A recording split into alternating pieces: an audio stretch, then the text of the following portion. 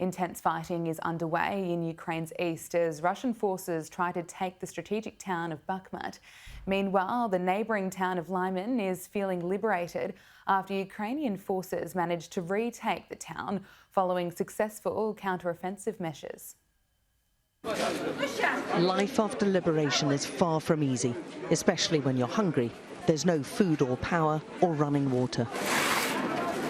After months of Russian occupation and hardship, the sheer struggle to survive breaks fragile bonds of unity which were forged in the midst of war.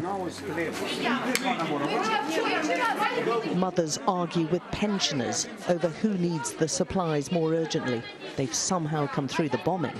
Now they have to find a way to live through what follows. Люди дуже агресивні, дуже. Казалось би, що війна должна була сплотити, як соєдинити людей, сплотити людей. Ні. Війна зробила своє діло, люди розбрелися один за одного, ніхто тут не, кожен за себе. Capturing Lyman and the area around has meant the forest is finally giving up its secrets. Among the detritus of war, there is constant evidence of the battle's ferocity, on land, vehicles and people.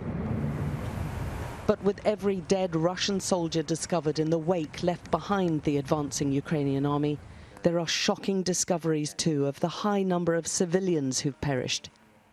We saw war crime prosecutors setting off to investigate possibly 2 mass graves in Lyman. They want to know how they died and whether atrocities have been committed. The Russian corpses are left because they can be booby-trapped. Even in death, they're a risk to the living. Even a rough calculation of deaths is near impossible, with so many hastily buried in back gardens. And civilians are still very much in the path of the continuing bombardment.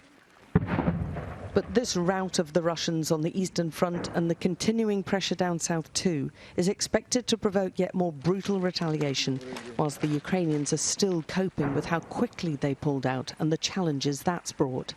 So looking at what's been left behind, there's a lot of discarded ammunition. They seem to have taken off their uniforms, and that's what we're finding from many of the Ukrainians who are taking them prisoners, that they're trying to blend in with the local population and pose as civilians now. There were medals for those who'd fought to retake Lyman.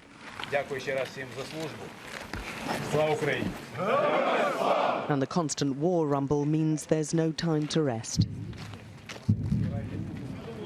But with every success, they get bolder and more determined. Alex Crawford, Sky News, on the Eastern Front in Ukraine.